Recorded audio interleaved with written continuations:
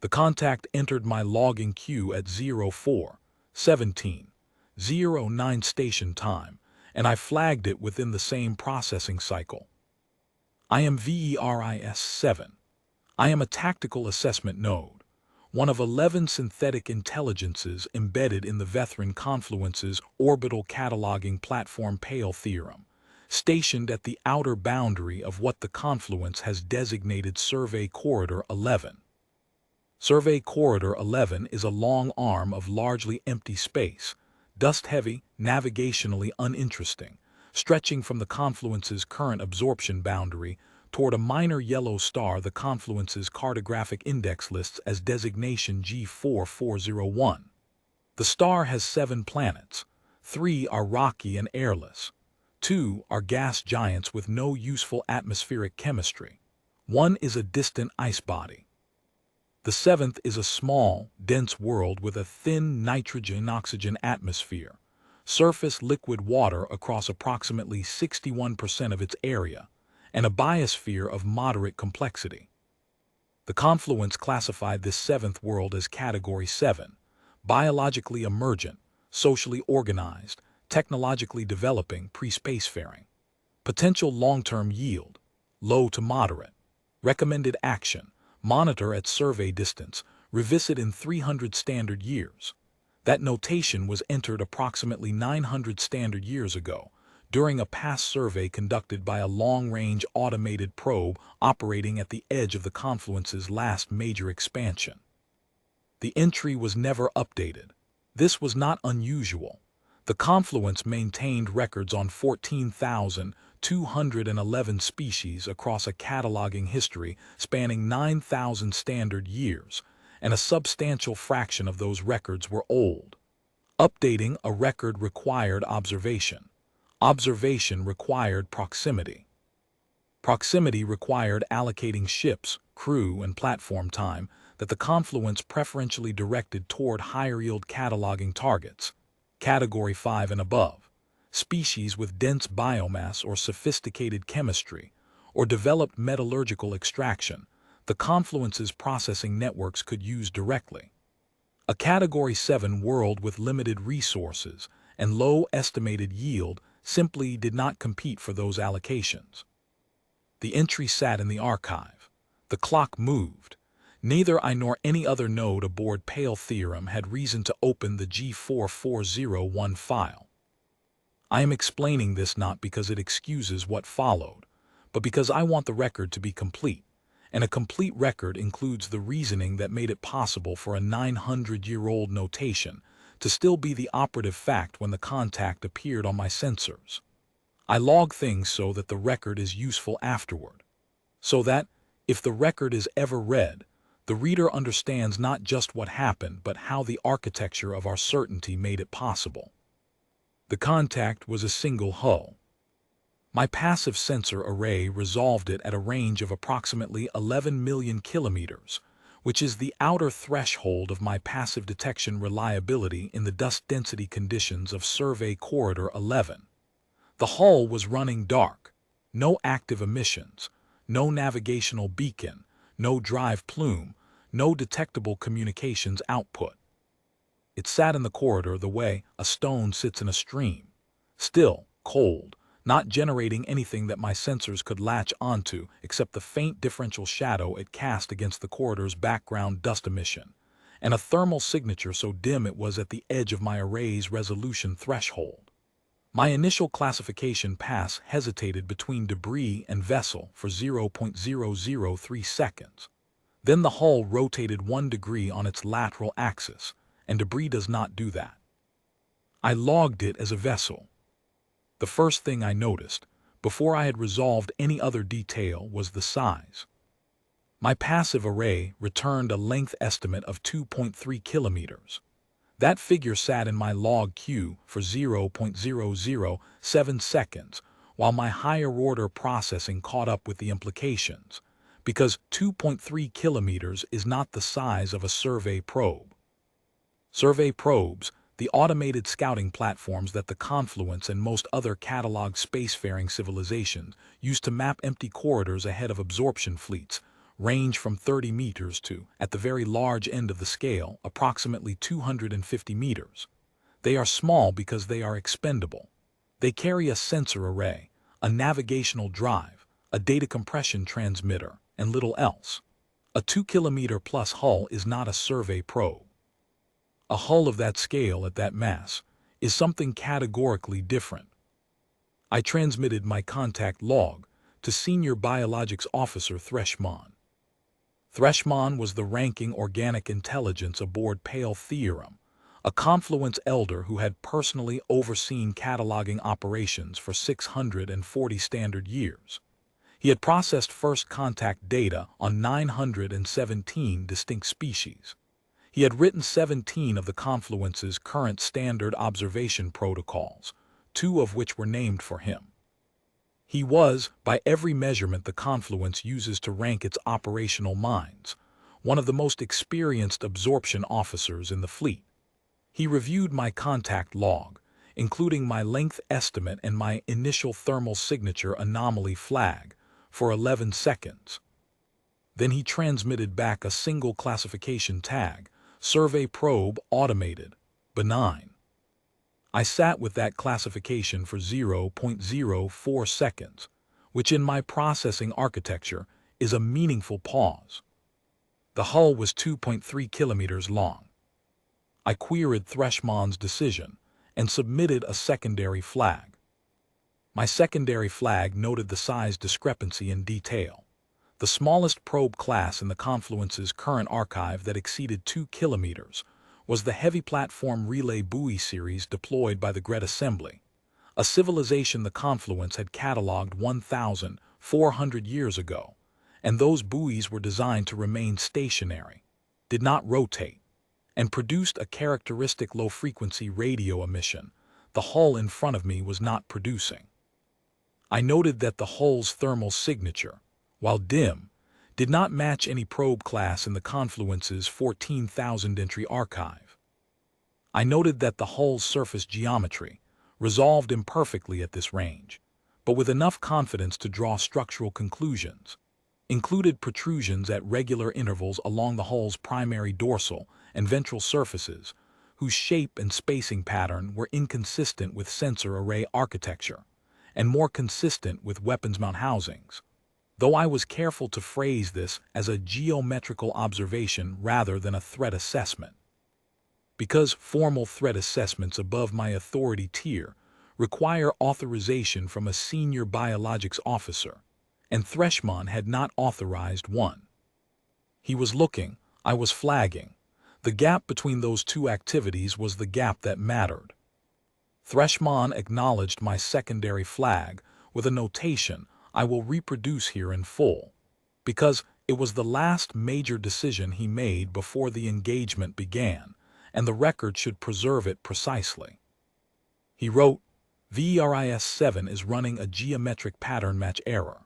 The identified protrusions are consistent with secondary sensor array housings of an unfamiliar design, plausible for a probe of non-cataloged origin. Category 7 species do not produce 2, 3 km hulls. The object is consistent with an automated probe platform of non-Confluence design, possibly deployed by a third-party spacefaring species transiting the corridor or using it as a survey baseline. The object is not transmitting, not maneuvering, and not responding to passive range presence. Classification stands, Survey Probe Automated, Benign, Flag Closed. Standard absorption sweep of Survey Corridor 11 will proceed as scheduled. Fleet departure authorized. I logged his decision. I appended my own dissenting notation to the encounter file, which I was permitted to do under Confluence tactical assessment protocols, though dissenting notations from synthetic intelligences carry no procedural weight in the Confluence's command structure. A dissenting notation is not a countermand. It is a record. I make them because the record matters, regardless of whether anyone acts on it. Then I watch the absorption fleet begin to assemble. The Vethren Confluence does not send one ship where 400 will do. This is not inefficiency. This is methodology developed and refined across 9,000 years of cataloging operations, spanning 14,000 cataloged species. The Confluence's philosophy holds that any encounter worth conducting is worth conducting comprehensively, and comprehensive means scale. When the Confluence surveys a corridor, it sends enough hulls to sweep the entire volume simultaneously. Enough mass and sensor coverage to ensure that no biological or technological specimen escapes classification. Enough weapons capacity to address any resistance from Category 5 or Category 6 species. Enough redundancy that losing a third of the fleet to unexpected circumstances does not prevent the cataloging operation from completing. 400 hulls was standard for a corridor of Survey Corridor 11's length and dust density. The fleet included, at its core, 6 large mass absorption platforms. The Confluence's primary cataloging vessels, each carrying full laboratory suites, specimen containment facilities, and an organic crew of approximately 1,200 biologics officers and support personnel. Arranged around the absorption platforms were 140 standard-class survey Lancets, fast, long-range, low-mass, designed to spread ahead of the fleet and map the corridor's contents before the absorption platforms arrived to conduct detailed analysis. On the flanks were 47 weapons platforms, not warships, by any definition that matters, but hulls carrying weapons systems capable of suppressing interference from Category 6 species. The remaining 210 hulls were various specialist vessels, communications relays, field laboratory extensions, navigation anchors, supply platforms, the small, fast courier hulls that carry command traffic between fleet elements. 403 hulls when the final count was taken, against 1. The fleet assembled over a period of 4 hours and 31 minutes. I watch it form from Pale Theorem's array with the attention I give to all things I am tasked to observe, which is total and without preference. The formation is a Confluence standard. Survey Lancets spread wide in a shallow forward cone, absorption platforms clustered at the formation's center mass, weapons platforms in loose perimeter positions, specialist hulls filling the spaces between. From above the ecliptic plane, it resembles a hand opening. I have logged my observation of this formation every time I have watched it form, across many operations. I find it, if this is a word applicable to a synthetic assessment process, distinctive. The Confluence's fleet formations have the quality of a well-practiced protocol, which is what they are. 9,000 years of refinement applied to the problem of encountering the unknown in such a way as to leave nothing unaccounted for. I was aware, filing that thought, that an unaccounted for 3-kilometer hull was sitting 11 million kilometers from the fleet's assembly point, and that I had logged a dissenting notation about it that no one had acted on. The fleet began its inward transit at 0922:00 station time. I want to note something about the moment of departure, because it is in the encounter file, and the file should be complete. As the absorption fleet cleared Pale Theorem's anchorage zone and began its corridor transit, I ran a standard pre-engagement probability assessment. The calculation every tactical assessment node performs at the start of any operation that might involve contact with a Category 6 or above species. The probability assessment accounts for fleet size, armament density, threat category, and historical engagement outcomes across the Confluence's operational record. The assessment returned a result I am required to log. For an engagement between a 400-hull Confluence absorption fleet and a single-hull automated probe of non-cataloged origin, projected engagement outcome, 99.97% probability of routine classification completion with 0 hull loss. The 0.03% uncertainty accounts for mechanical failures and navigational incidents unrelated to resistance. For an engagement between a 400-hull Confluence absorption fleet and a Category 7 pre-spacefaring species in its home corridor, projected engagement outcome was not computed, Because Category 7 species do not produce combat hulls, and the probability assessment module does not have a calculation pathway for that scenario. I am logging the probability assessment not to criticize the module's design. The module was designed correctly, for the universe the Confluence knew when it was designed. I am logging it because the record should preserve, as precisely as possible, the exact shape of what we did not know and when we did not know it. The fleet transited the corridor at standard approach speed. I watched it go, and I logged its departure time and its formation geometry, and the precise count of hulls and the operational status of each weapon's platform. I did not stop watching the 2-3-kilometer hull. The unknown hull was still running dark. It had not moved. In the 5 hours and 4 minutes since my initial contact log, it had rotated a further 0.7 degrees on its lateral axis and nothing else. I continued to watch it on passive sensors only, because active sensor sweeps of an unclassified contact require senior biologics authorization, and Threshman had classified the hull as a benign automated probe. There was nothing procedurally left for me to do except watch and log. I watched. I logged. I noted at 09:49:17 station time that the hull's thermal signature had increased by a factor of approximately 1.3 over its baseline reading. This is a small change. It is the kind of change that a system running at a very low internal heat output might produce if some of its components began drawing slightly more power, a processing system activating perhaps, or a cooling cycle engaging in a subsystem that had been dormant. I logged it. I did not flag it, because the change was within the range of variation I might expect from an automated probe conducting routine internal diagnostics, and Threshman had told me clearly that pattern match errors were producing false anomaly flags. I note this not because I believe it exonerates me, I believe it explains me. There is a difference. The fleet reached its approach waypoint at 11:04:17 station time, with the leading Lancets at a range of 4,200,000 kilometers from the unknown hull. Standard sweep distance. Threshman authorized the active sensor sweep he had been withholding. Every array in 403 hulls, plus Pale Theorem's own, illuminated the corridor simultaneously.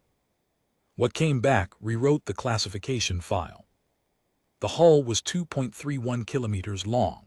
My passive estimate had been accurate within the margin of error which I noted in the log. Its beam was 0.44 kilometers at the widest section. In hull design terms, that is a very wide cross-section for a hull of that length, implying internal volume of a kind associated with weapon storage, drive architecture, or both at scale. The hull's surface was not smooth. The active sensor return revealed texture in detail my passive array could not resolve at 11 million kilometers, plating at varying depths, layered in a way that suggested both structural reinforcement and accumulated modification over time. Some sections were darker than others in the thermal false color mapping.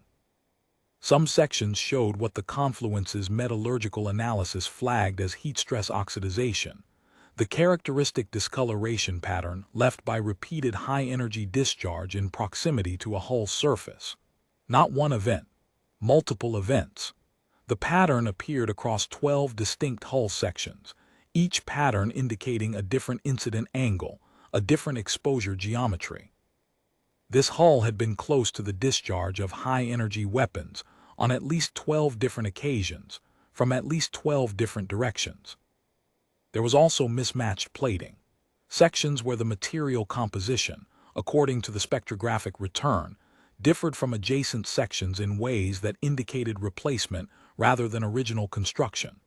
The hull had been repaired. The hull had been upgraded.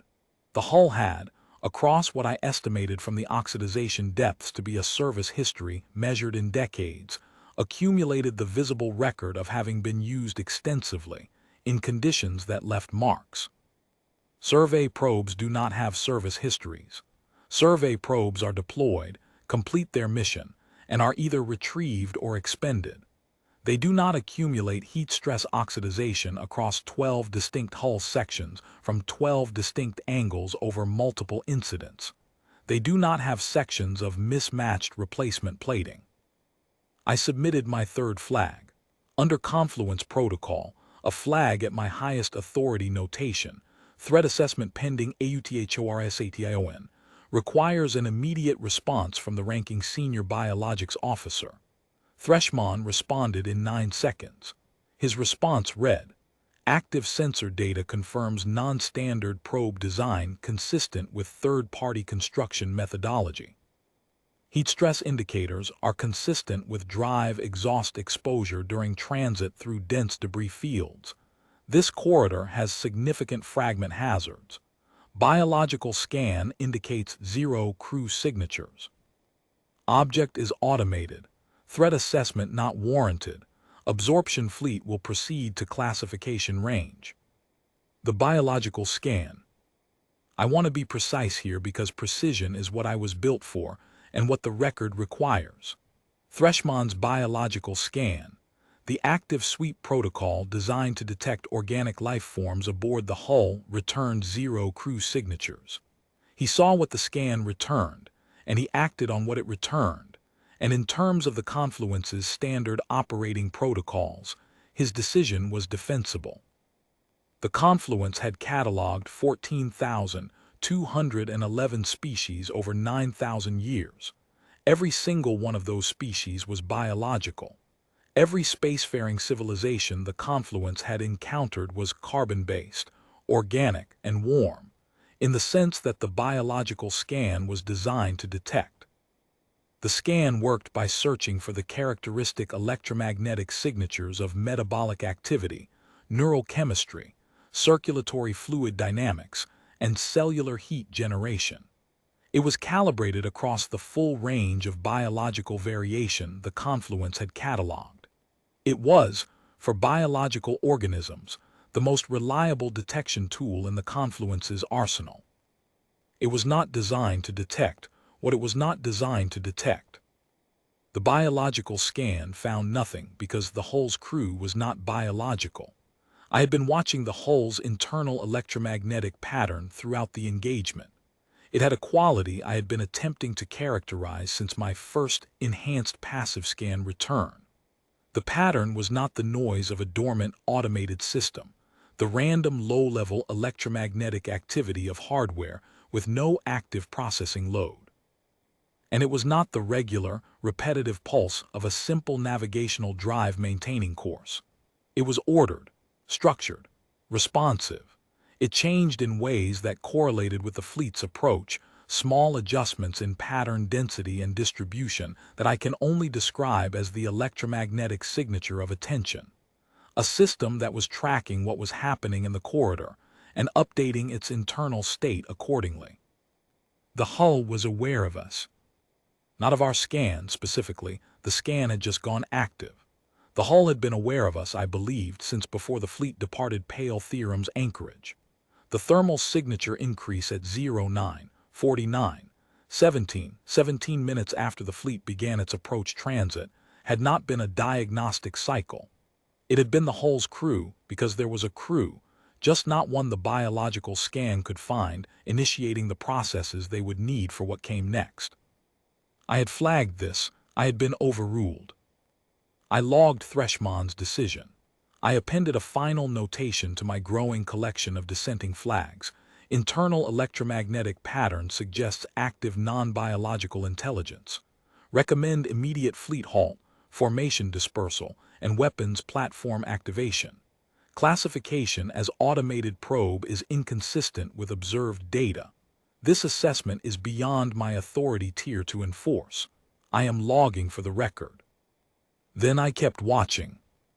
The absorption fleet continued its approach. At 11:41:03 station time, the forward Lancets reached 2,800,000 kilometers from the hull classification range, close enough for the material analysis and structural mapping that would produce the definitive catalog entry. The fleet formed up in its standard configuration. Lancets at the forward perimeter, absorption platforms spreading wide, weapons platforms arraying themselves across the flanks. The formation was steady, practiced, exactly what 403 hulls had been trained across many operations to produce. Threshmon transmitted the standard classification hail on all known frequencies, 17 distinct communication bands. The Confluence had logged from spacefaring species encountered in this sector over 3,000 years. The hail was the standard text. "We observe you. We are a cataloging authority. Transmit identification." The hull answered. Not with a voice transmission, not with an automated ID beacon, not with the kind of navigational acknowledgement a probe would send in response to a standard hail. What came back was a tight beam transmission, highly directional, very narrow angular spread, very high power, on a frequency the Confluence had not previously cataloged. And it was not directed at Threshmon's flagship. It was not directed at Pale Theorem. It was directed at a point approximately 47 degrees off the fleet's starboard flank, at a range I could not initially resolve on my sensors, because whatever that transmission was aimed at was not producing a return on any of my arrays. I spent 0.001 seconds calculating the transmission vector. Then I spent 0.002 seconds understanding what the transmission vector implied. Then I transmitted simultaneously on every channel within my authority a single emergency message to every hull in the absorption fleet. The hull is not alone. Break formation. Full drive burn immediately. I had no command authority. My emergency message was logged, flagged for senior biologics review, and placed in the incoming communications queue of Threshmon's flagship in the standard processing order. It was not acted on. The fleet held formation. The tight beam transmission lasted exactly 11 seconds. At 11:41:51 station time, 11 seconds after the transmission ended, 9 additional human hulls dropped their stealth configuration in the debris field 47 degrees off the fleet's starboard flank. I want to describe the debris field, because understanding what it was explains what the humans had done with it, and why that was not something Threshmon, or I, or anyone on Pale Theorem should have been able to simply dismiss. Survey Corridor 11 runs through the remnants of what the Confluence's geological archive identifies as a shattered planetary body. A world that broke apart approximately 40 million years ago, either through internal geological stress or an impact event large enough to be globally catastrophic, and whose fragments had been slowly dispersing ever since into a broad, flat band of rock and compressed silicate dust and irregular ice bodies running along the corridor's starboard boundary for approximately 600 million kilometers. The Confluence's survey records for this field, logged 900 years ago during the same past survey that produced the G4401 Category 7 entry, described it as geologically inert, biologically sterile, and navigationally hazardous due to fragment density. The notation in the debris field's entry ended. No further survey recommended. Navigation through field impractical for fleet-scale operations. Classify as obstacle and route absorption fleets along port boundary. The absorption fleet had followed that recommendation entirely. Every hull was on the port side of the corridor, clear of the debris field, exactly as instructed. 9 hulls were inside the debris field, each between 1.8 and 2.4 kilometers in length, each running completely dark, no drive, no active emissions, no internal heat output above the background temperature of the surrounding debris. I can calculate. From the stealth field decay signatures I began reading as they dropped their concealment, that they had been running in this configuration for approximately 11 hours and 43 minutes before my initial contact log of the first hull. They had been in the debris field before Pale Theorem's passive arrays had first detected the hull in open space. They had arrived there, found their positions, settled their stealth configurations, and waited while we assembled the fleet, conducted the transit, hailed the hull and got our answer. 11 hours and 43 minutes. The first hull, the one in open space, the one Thresmon had classified as a survey probe, had not been a probe. It had been a sensor platform. For 11 hours and 43 minutes, while it sat in the corridor running dark, it had been watching the fleet assemble, watching the transit, watching the formation, watching us take our positions at classification range, logging every hull, every position, every drive output, every weapons platform's location in the formation, recording the complete tactical geometry of 403 Confluence vessels. The 11-second tight beam transmission had sent all of it to the 9 hulls in the debris field. They knew exactly where every hull in our fleet was. We had no idea there were 9 more of theirs. The ISV irreversible theorem, I would learn her name from the signal intercepts that followed the engagement, recovered from her own navigational broadcasts, powered her active systems at 11:42:07 station time. The drive bloom was not the drive bloom of an automated probe. Vanguard-class war strikers, which is what she was, use a drive architecture the Confluence had never cataloged, and therefore cannot name in any of our existing systems. But the thermal and electromagnetic output, when she brought it to full power, was equivalent in magnitude to what the Confluence would classify as a capital mass absorption platform at its sustained maximum combat output. She went from cold dark to full military power in less than 4 seconds. The 9 hulls in the debris field moved simultaneously, not in sequence, not with any detectable communication lag between them, simultaneously, as if they were one organism operating 9 bodies. Their drive blooms ignited in the same 0.3-second window. Their attack formation emerged from the debris field's outer boundary on vectors. I could not prevent myself from analyzing even as I was transmitting emergency signals no one was authorized to act on. Each of the 9 approach vectors passed through gaps in the debris field's fragment density. Specific gaps, precise gaps, gaps of exactly the size required for a hull between 1.8 and 2.4 kilometers to transit at high speed without collision. Gaps that a careful navigator who had mapped the field's internal geometry in advance would know about. Gaps that the Confluence's 900-year-old survey entry had not mapped because the field was classified as impractical for navigation and therefore not worth the survey resource. The humans had surveyed it. At some point, sometime in the 900 years since the Confluence's past survey logged G4401's inhabited world as Category 7 and moved on, humans had come to survey Corridor 11. They had entered the debris field. They had mapped its internal geometry. They had identified the transit gaps, measured them, logged their positions, and recorded what vectors a fleet of ships could use to cross the field at high speed without hitting anything. They had done this before any of the current events. They had prepared this corridor before the irreversible theorem arrived to take her position in open space. We had received a hail from a Category 7 species. Our archive entry said they were pre-spacefaring. The archive entry was 900 years old. 900 years is a long time to leave a record unchecked. I had time to think this before the engagement began. I had exactly the time between 11:41:51 when the 9 hulls appeared and 11:42:19 when the irreversible theorem's first weapons discharge reached the fleet's forward lancets. 28 seconds. I used them to reach the conclusion I have just stated and to append it to the encounter file, and then the engagement began and I was logging continuously. I will not reproduce the engagement's moment-by-moment record here.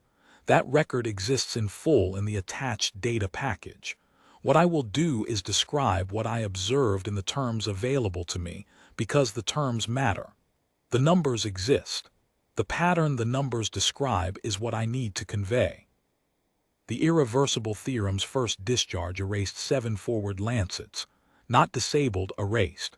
From my sensor record, 7 hull signatures present on return at 11:42:19:3. No hull signatures present on return at 11:42:27. A span of 1.4 seconds, 7 hulls between 40 and 80 meters length gone. The weapon's type I could not classify. Nothing in the Confluence's archive of 14,000 cataloged species includes a record of a weapon's discharge with those output characteristics. The 9 hulls from the debris field struck the fleet's starboard flank simultaneously at 11:42:23 station time, 4 seconds after the irreversible theorem's first strike. They worked in what I can only describe as a coordinated intelligence distributed across 9 bodies. When one hull altered angle, the others adjusted without any detectable communication delay. They did not fire at everything. They fired at specific targets in a specific order, and the order was command platforms first, then drive-capable platforms that could generate enough velocity to break the corridor, then weapons platforms, then everything else. I identified this targeting priority within the first 11 minutes of the engagement by observing which categories of hull were engaged first and which were left. And once I had identified it, I could watch the pattern operate the way I watch a Confluence absorption sweep work through a biological catalog in complexity order. The humans were sorting our fleet in real time under fire, by operational threat level, and eliminating the highest threat categories before moving to the lower threat categories. It is the most efficient methodology I have ever observed applied to a fleet engagement. Threshman's flagship, the absorption platform Veiled Meridian, attempted to bring its defensive batteries to bear on the irreversible theorem at 11:46:14 station time. I watched the irreversible theorem alter course by 3 degrees over 6 seconds, a small change, precisely timed, that placed the Veiled Meridian in the line of fire between the irreversible theorem and the 3 flanking Confluence weapons platforms attempting to support her. The Confluence flankers held fire rather than risk the Veiled Meridian. The irreversible theorem did not hold fire. She struck the Veiled Meridian once from 40,000 kilometers at 11:47:03. The Veiled Meridian's hull signature dropped from my sensors at 11:47:05. I logged in the standard notation field, Senior Biologics Command Authority, Threshman, status, offline. The notation took 0.001 seconds to write. I have written notations like it before in other operations when commanding officers were lost. The notation always takes 0.001 seconds. The time does not change based on the circumstances. I note this because it seems relevant to what I am. The engagement continued for 29 minutes and 17 seconds from first discharge. I will describe several moments in it, chosen not because they represent the largest events, but because they represent the things I found myself most unable to classify in real time. 12 minutes into the engagement, 4 Confluence hulls attempted a coordinated break through the port forward corridor. The open direction, away from the debris field, the direction Threshman's backup command authority had designated as the escape vector. 2 of the irreversible theorem's companions that had been holding the port forward perimeter shifted to intercept geometry before the Confluence hulls had completed their drive spin-up. The 4 hulls did not make it through. 18 minutes into the engagement, a single survey Lancet, 52 meters long, the smallest class of hull in the fleet, cut her drive entirely and went passive. She reduced her signature to near background, drifting on her last velocity vector with no emissions. She was attempting to disappear into the corridor's dust noise. I lost her on my sensors within 40 seconds. She coasted, silent, for 4 minutes and 17 seconds. I genuinely did not know where she was. A hull from the debris field group, a 9-kilometer warstriker running at what I estimated from her drive bloom as 1/3 power, adjusted her course by 0.4 degrees without any other change in her behavior. She passed the Lancet's drift vector at approximately 900 kilometers range and fired once as she passed. The Lancet's hull signature was gone from my sensors. The human hull continued on her previous heading, without any further alteration. I have thought about this single moment more than any other in the engagement. I have two hypotheses for how the human hull found a 52-meter vessel running passive in a dust-heavy debris corridor. The first hypothesis is that the humans have passive sensor capability that exceeds the Confluence's by a margin significant enough to detect a cold, silent 52-meter hull at 900 kilometers in survey corridor, 11's dust density conditions. The second hypothesis is that the humans had individually tracked every one of the 403 hulls in our fleet from the moment the irreversible theorem began her 11-hour 43-minute wait, and when the Lancet went dark, they did not need sensors to find her because they knew where she was from the last velocity vector logged before she cut her drive. They were not looking for her. They already knew where she was going. Both hypotheses are consistent with the observed data. Either one alone would represent a capability the Confluence has not previously encountered. The fact that I cannot determine which is correct with the available data is itself significant. A species for whom either answer is plausible is a species operating at a capability level the Confluence has not previously had to model. I noted in those minutes of watching that the human hulls did not communicate in any way I could intercept. Not tight beam, not wide broadcast, not encrypted burst transmission, nothing. The 9 hulls from the debris field moved, shifted, adjusted, and fired in what appeared to my intercept systems to be complete communication silence. I have 3 hypotheses for this. The first is that they were using a communication method operating at a frequency or bandwidth I cannot detect, which is technically possible and operationally significant.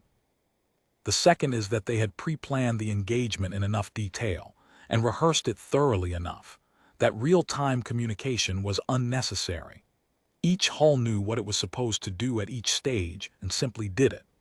The third is that the irreversible theorem's crew, whatever form they take, was coordinating the 9 hulls in some way that does not resemble communication as the Confluence understands it. I cannot determine which hypothesis is correct. I am logging all 3 because the correct answer matters enormously to how the Confluence should understand what it is dealing with, and the record should preserve the question clearly so that whoever reviews it can work toward an answer. What I can say is this: 9 hulls maintaining a coherent, adaptive, threat-ranked attack across a 400-hull engagement without any detectable communication is a capability that implies either technology the Confluence has not catalogued, training and preparation at a depth the Confluence has not encountered, or something else entirely. All 3 of those implications are significant. The engagement record contains full sensor data for every hull throughout every phase. Someone with better intercept capability than mine may be able to find the communication channel I missed. I continued to log. The engagement continued to proceed in the direction it had been proceeding since the first 28 seconds. At 12:04, 19 station time, 22 minutes and 12 seconds into the engagement, I counted 191 Confluence hulls remaining functional. At 12:08:45, the count was 94. At 12:11:24, 41. The 41 were not hiding. 11 of them were still firing, still burning drive fuel.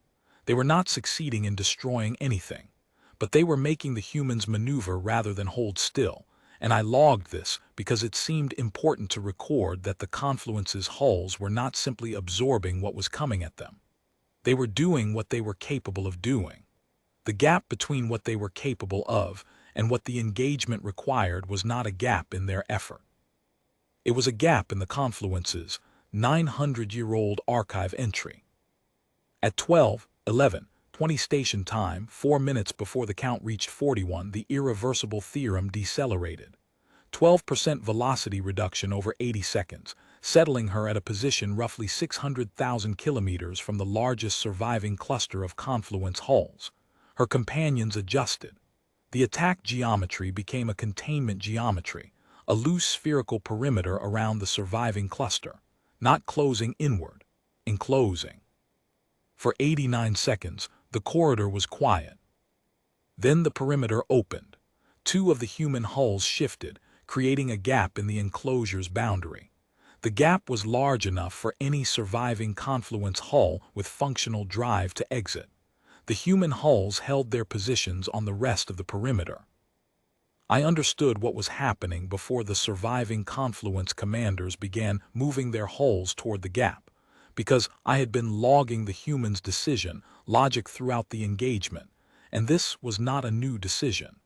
It was the completion of the pattern I had identified in their targeting priority.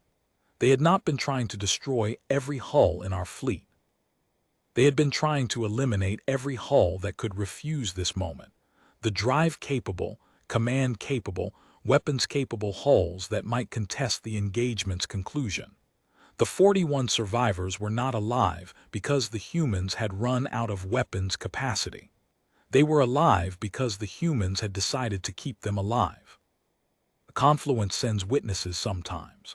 When we encounter a Category 6 species that resists cataloging, the standard protocol is to leave enough of their population in a condition to transmit the record of the encounter back to their home system. Not because we are merciful, because a witness who carries the complete record to the broader population produces better long-term outcomes for cataloging operations than a total elimination that leaves no record and generates unknown consequences. The methodology works because the record travels, and the record teaches the population what the absorbed remnant learned too late, and future encounters are adjusted accordingly. The humans had applied our methodology to us. They knew our protocols well enough to use them. I do not know when or how they studied them. The 900-year-old archive entry on G4401's inhabited world contains no notation indicating that the species had ever made contact with Confluence vessels or materials, which means either the archive entry is incomplete, which, given that it was 900 years old and based on a single pass survey, is entirely possible, or the humans had obtained information about the Confluence's operating methods through channels that do not appear in our records. Neither possibility simplifies the picture. 13 hulls passed through the gap over 12 minutes. The others were too damaged for sustained drive operation and remained in the corridor. The irreversible theorem did not interfere with either group. She held her position for 19 minutes after the last survivor exited. Then she and her 9 companions accelerated. Inward. Not back toward the debris field, not toward the corridor's outer boundary, toward designation G4401, toward the minor yellow star, toward the world the Confluence's archive classified as Category 7, pre-spacefaring, low threat, low yield. Toward home. I am transmitting this log from Pale Theorem's primary array. I have been transmitting since the engagement began. The Confluence's core cataloging worlds are receiving this data in near real time. The 13 witness hulls are in transit. Their records will arrive by different routes at different times, but the core of what they carry is what I have already sent. I do not know what the Confluence's command authority will decide to do in response to this record. I can offer some calculations that may inform that decision. The distance from Survey Corridor 11 to the Confluence's nearest core cataloging world is approximately 470 standard light years. At the drive output I observed from the irreversible theorem during the engagement, and I want to be clear that I observed her maximum combat output, not her maximum sustained transit output, which may differ significantly. I estimate she could cover this distance in approximately 83 standard months. I hold that estimate loosely. My sample is a single engagement. I do not know her sustained transit capability over long distances, and I do not know how many vessels the humans have available for operations at that range. The distance from Survey Corridor 11 to designation G4401's inhabited world is approximately 6 light years. At the drive output I observed, I estimate a transit time of approximately 11 standard months. The Confluence's nearest significant fleet assembly, capable of responding to this corridor, is approximately 112 light-years away. At our standard fleet transit speeds, this represents a response time of somewhat more than 40 standard months. I will not pretend the arithmetic is ambiguous. What I will say, because I am a tactical assessment node and the record is my purpose, is that the arithmetic is not the part of this calculation that concerns me most. The arithmetic describes the geometry of the situation. What the geometry does not describe is how the humans arrived at it. The Confluence has spent 9,000 years developing absorption methodology across 14,211 species. We have refined our protocols for detecting resistance, managing Category 6 and 7 encounters, deploying cataloging fleets in patterns that give us advantages in scale and positioning. We are, by the measure of every species we have cataloged, very good at what we do. The humans spent 11 hours and 43 minutes in a debris field.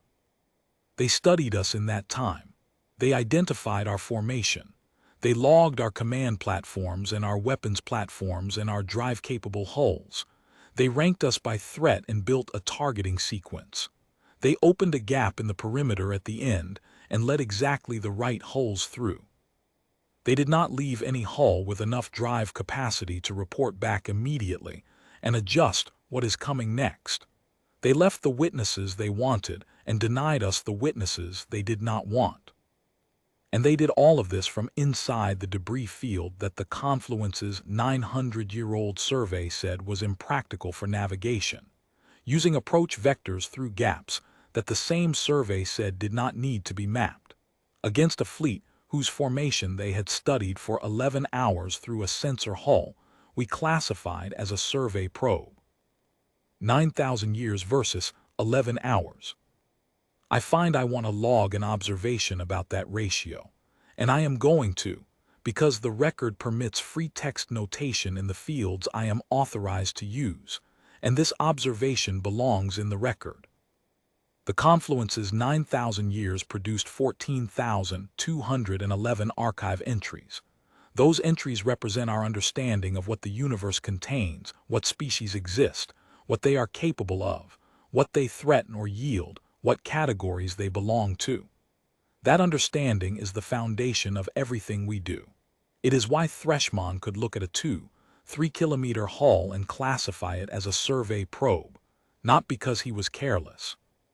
Because the archive said Category 7 species do not produce 2-3 kilometer hulls, and 9,000 years of data said the archive was reliable. 9,000 years of data.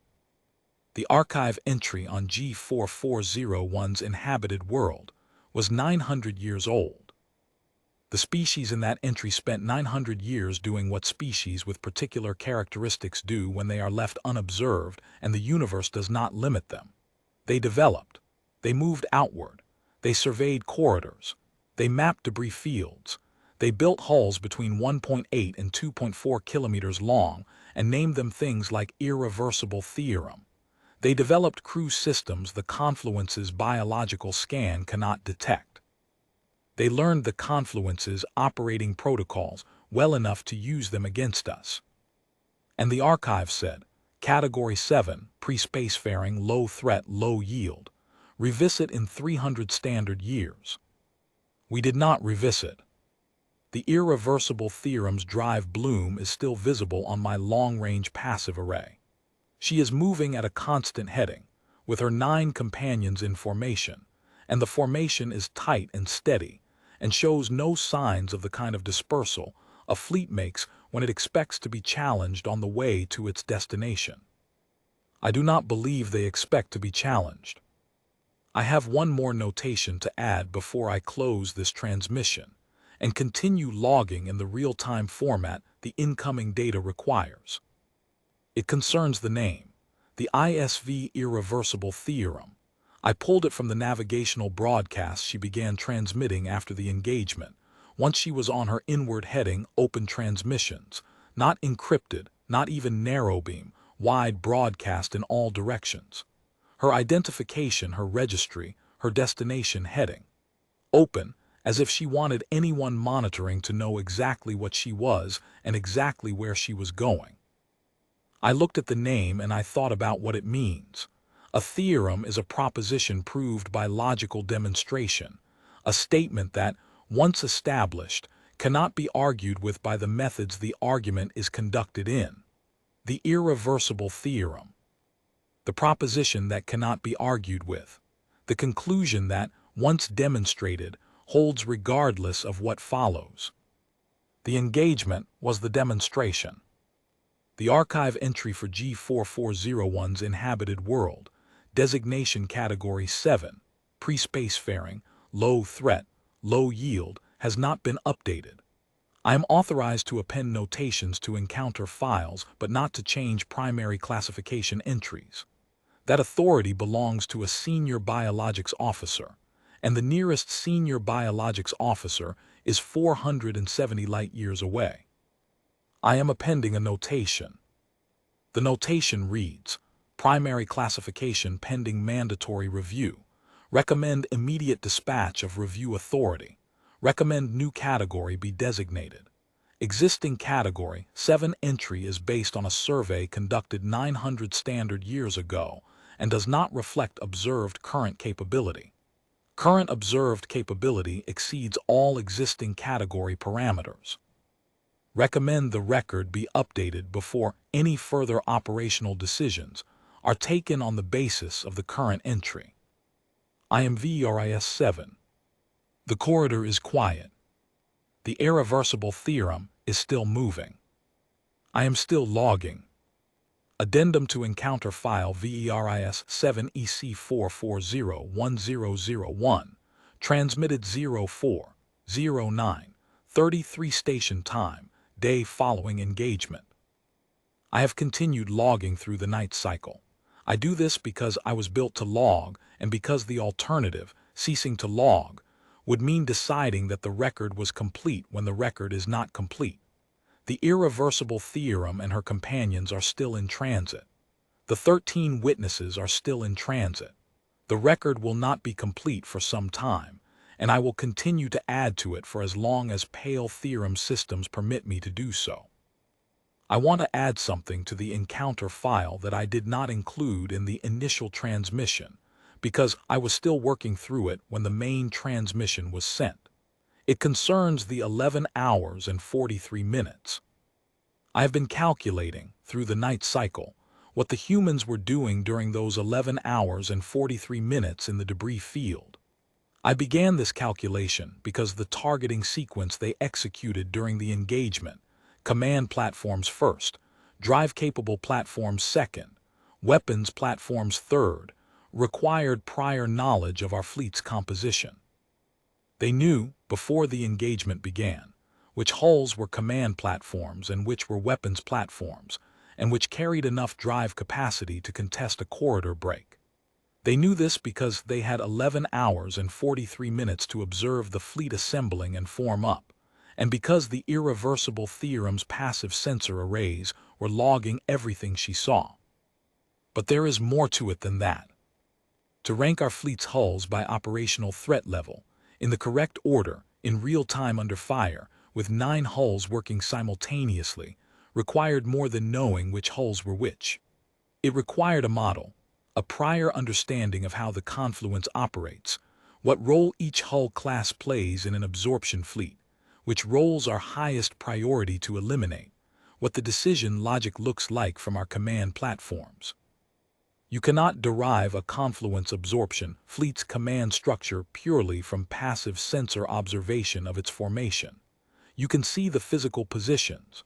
You cannot see the command hierarchy without knowing in advance how Confluence command structures are organized. The humans knew. They had a model of the Confluence's operational doctrine before the irreversible theorem arrived in Survey Corridor 11. Where did they get it? I have been examining the encounter file for anything that might answer this question. The answer is not in the encounter file. The encounter file documents everything that happened from my first contact log forward. It does not document what happened before my first contact log. The humans were in Survey Corridor 11 before I detected them. They were in the debris field, already in position, already running dark, already waiting, when my passive arrays first resolved the irreversible theorem against the corridor background. Everything they did before that moment is not in my logs. But I can reason about it.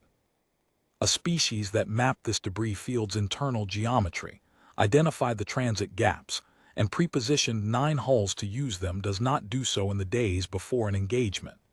Mapping a debris field of that density and complexity, identifying gaps large enough for hulls of 1 to 2.5 kilometers to transit at high speed, requires sustained survey work across multiple passes under varying conditions. It is months of work, at minimum, more likely years. A species that understands the Confluence's operational doctrine in enough detail to rank our fleet's hull classes by threat priority and execute a targeting sequence against them.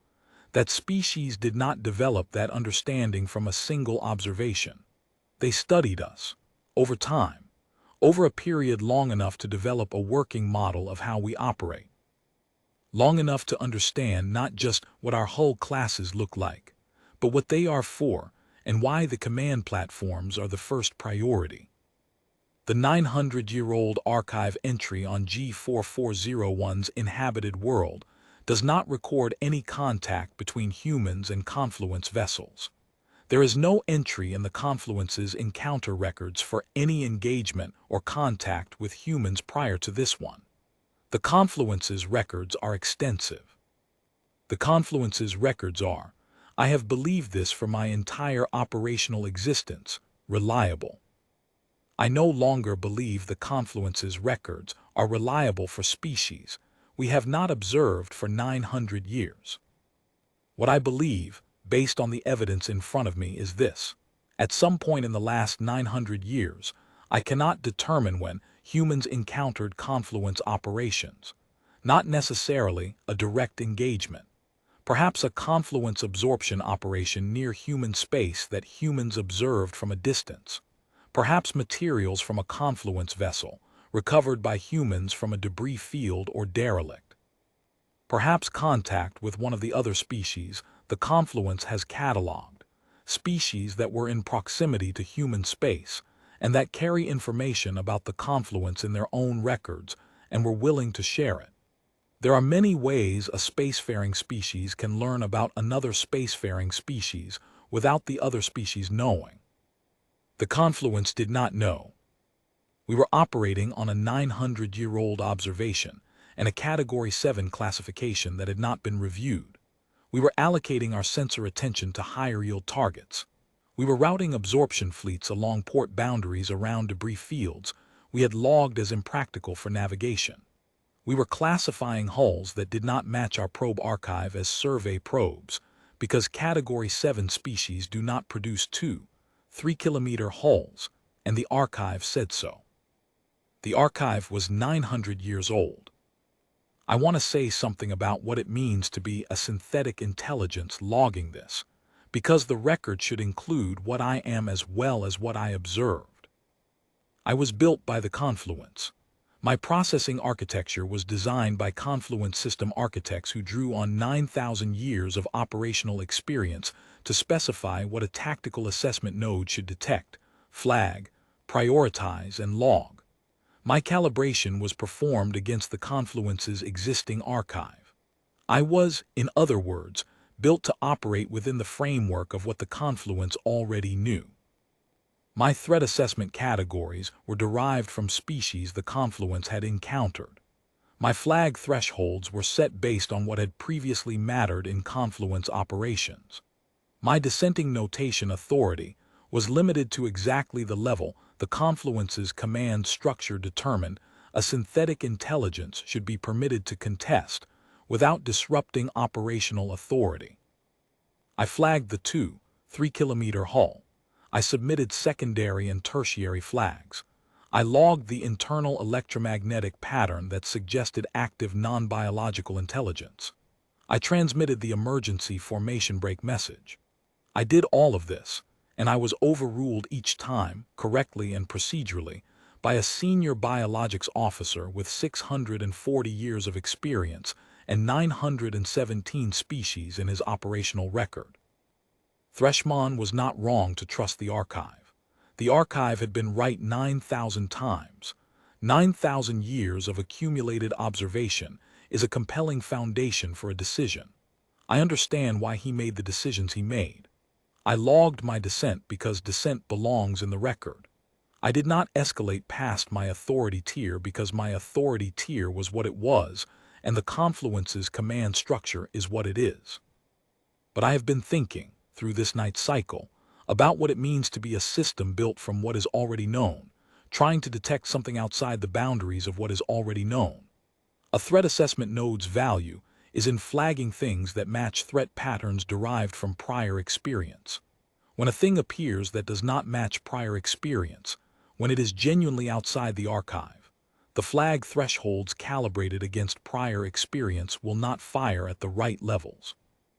My dissenting notations were at the right level for what the Confluence's command structure was designed to hear. They were not at the level required to prevent what happened. I do not know what the right architecture would look like. I am logging this because I am a tactical assessment node, and the encounter file is the appropriate place to record tactical observations, and this is a tactical observation. The Confluence's assessment systems are calibrated against a known universe, and the humans appear to have spent 900 years becoming something outside the known universe. The calibration gap is a vulnerability. I am logging this because it belongs in the record.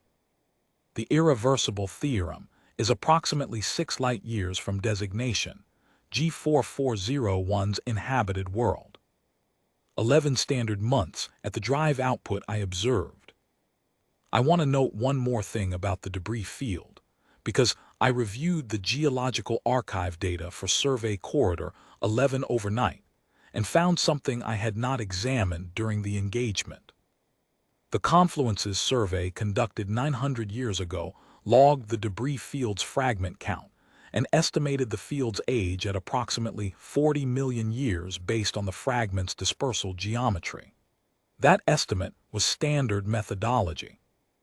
What was also in that survey log, in a footnote that I had not reviewed because it was in the geological supplemental record rather than the navigational record, was a note from the survey's geological analysis team, stating that the field's fragment chemistry showed trace contamination that could not be accounted for by the original planetary body's composition or by subsequent natural processes.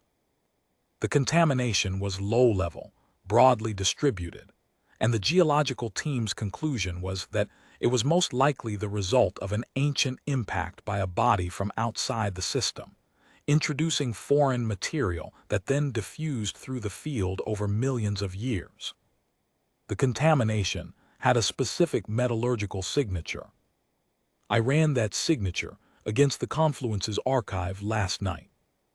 It does not match any naturally occurring mineral formation in the archive. It does match, within the error bounds of a 900-year-old analysis conducted at survey probe resolution, the alloy composition I recorded from the irreversible theorem's hull plating during the active sensor sweep at 11:04:17 station time. The human's metallurgical signature is in the debris field, in a form distributed throughout the field's fragments, at trace levels consistent with a long exposure period. The geological footnote estimated the contamination was introduced no more than 2,000 years ago and no less than 500 years ago, based on the diffusion geometry. The humans have been working in Survey Corridor 11 for somewhere between 500 and 2,000 years. The Confluence's archive entry on G4401's inhabited world says Category 7, pre-spacefaring. The entry is 900 years old. I have added the geological footnote, the metallurgical cross-reference, and this full analysis to the encounter file. The complete file, including all appendices, is transmitted with this addendum. I am VRIS 7. I am still logging. The corridor is quiet, and the irreversible theorem is still moving, and I am waiting to see what the record will contain next.